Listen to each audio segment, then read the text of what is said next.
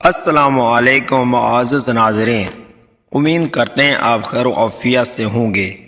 میرا نام سیما ہے، میری عمر 28 سال ہے۔ میں نے ایم اے کیا ہے اور اپنے والدین کی اکلوتی بیٹی ہوں۔ والدین مجھے بہت چاہتے تھے اور ہر خواہش پوری کرتے تھے۔ میرے والد مجھے شہزادی کہا کرتے تھے۔ اللہ نے مجھے خوبصورت بھی بنایا تھا، لیکن بدقسمتی سے میری زندگی میں خوشیاں زیادہ دیر نہ ٹک سکی۔ مجھے 2 طلاقیں ہو چکی تھی۔ اگر شکیل میری زندگی میں نہ آتا تو شاید میں پہلے ہار مان لیتی۔ میری ماں کو میری شادی کی فکر رہتی تھی کیونکہ والد دل کے مریض تھے۔ میں اپنی پڑھائی مکمل کرنا چاہتی تھی، لیکن والدہ کی ضد پر رشتے دیکھنے جانے لگے۔ آخرکار میری شادی جمیل سے ہو گئی، جو بینک میں مینیجر تھا۔ شروع میں سب ٹھیک تھا۔ ساس مجھے اپنی بیٹی کی طرح چاہتی تھی، مگر شادی کو کچھ ہی عرصے گزارا تھا جمیل مجھ پر شک کرنے لگا۔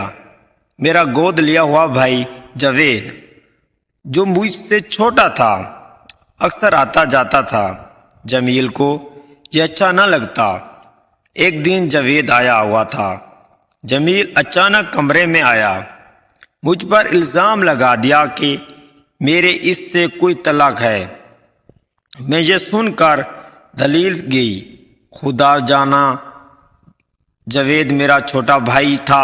جمیل نے اسے دھکے دیے، گھر سے نکال دیا اور مجھ پر ظلم کرنے لگا۔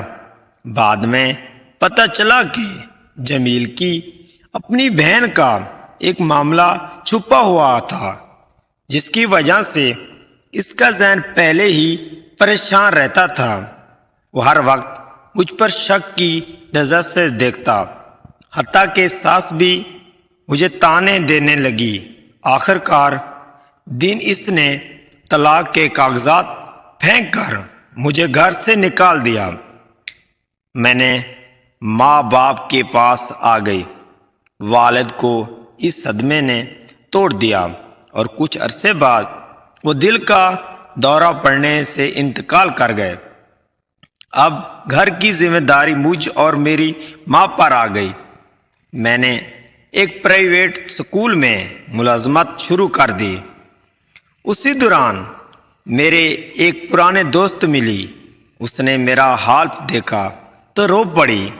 پھر اس نے مجھے حوصلہ دیا اور شکیل کے رشتے کی بات کی۔ شکیل ایک بہت اچھے انسان نکلے۔ انہوں نے میرا ہر دکھ بھلانے میں میرا ساتھ دیا۔ شادی کے بعد میری ماں بھی ہمارے ساتھ رہنے لگی۔ میرا بھائی بھی روزانہ مجھ سے ملنے آتا تھا۔ شکیل خود بھی اسے بہت چاہتا تھا۔ اللہ نے ہمیں ایک بیٹا دیا اور ہم سب نے مل کر عمرہ بھی کیا۔ آج میں نے اپنے گھر میں بہت خوش ہوں۔ البتہ والد کی کمی ہمیشہ محسوس ہوتی ہے۔ کاش وہ زندہ ہوتے تو یہ خوشیاں دیکھ کر بہت خوش ہوتے۔ میں ہر اس شخص کو، لڑکی کو پیغام دیتی ہوں جو مشکل حالات میں ہمت ہار جاتی ہے کہ وہ صبر کرے۔ اللہ کے ہر کام میں کوئی نہ کوئی حکمت ہوتی ہے۔ کوئی بھی حوصلہ بدقسمتی پر نہیں ہوتا۔